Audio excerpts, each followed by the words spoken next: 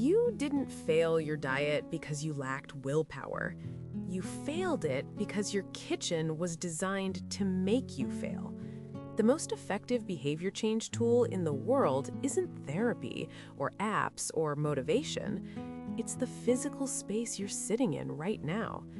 And by the end, you'll understand exactly why. Think about your morning routine.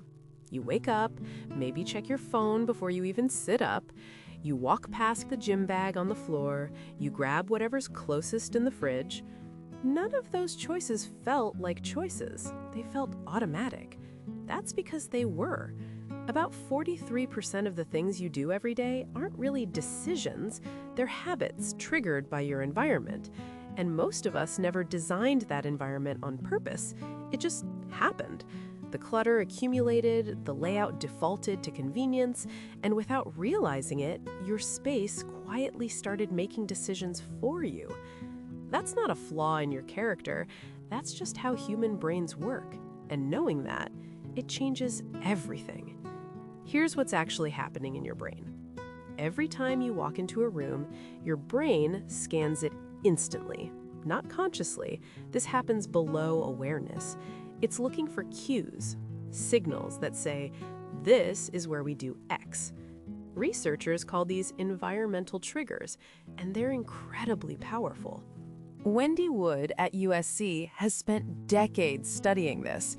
Her research shows that habits aren't really stored in your intentions, they're stored in the connections between actions and the contexts where they happen. Your brain doesn't think, I will go to the gym. It thinks, I see the bag, I put on shoes.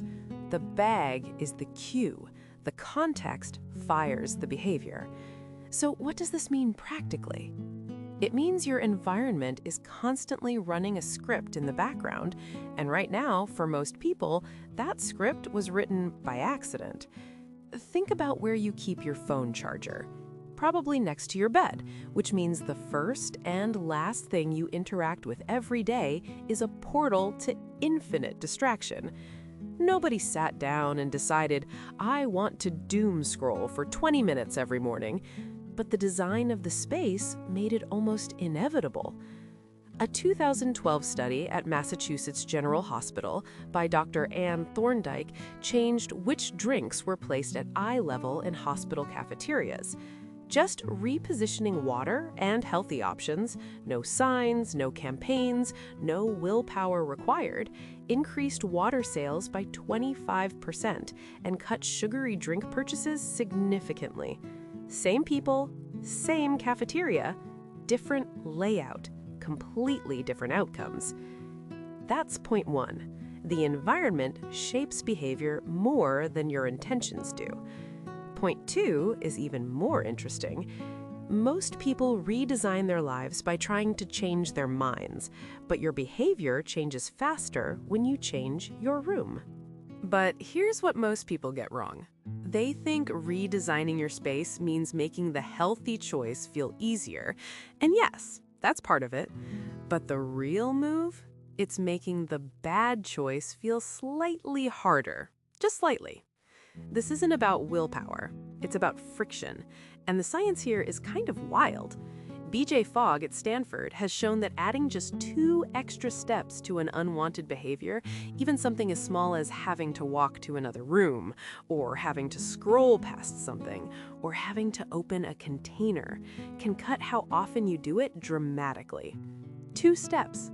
That's all it takes to break a behavioral loop. Here's why. Your brain is lazy. Not in a bad way, in a very efficient way. It is always looking for the path of least resistance, and habits live on that path. Think about your TV remote. If it's on the couch cushion next to you, you watch TV. If you put it in a drawer across the room, you watch maybe 30% less. The TV didn't change, your motivation didn't change, the friction changed. So when you introduce even minor friction, a tiny obstacle, your brain recalculates. Is this worth it? And often, the answer quietly becomes no. Warm, thoughtful, conversational. Like a wise friend explaining something fascinating about the human mind. Measured pace. pause slightly before key revelations. Compassionate but never patronizing. Here's the uncomfortable flip side. Every convenience you've added to your life has probably removed friction from a behavior you didn't want to make a habit. Fast food apps, autoplay, one-click shopping, all designed to remove friction on someone else's behalf. Now you're going to start noticing it everywhere. But that's not the real problem. The real problem is that most people try to fix habits with motivation, and motivation is exhausting. If this is clicking for you, there's a whole layer deeper to go. How identity and environment interact, how you can design your internal world the same way you design your physical one. Mind Valley has a course specifically on this that goes way deeper than I can in one video, link below. So here is what you actually do. 3 concrete moves starting today.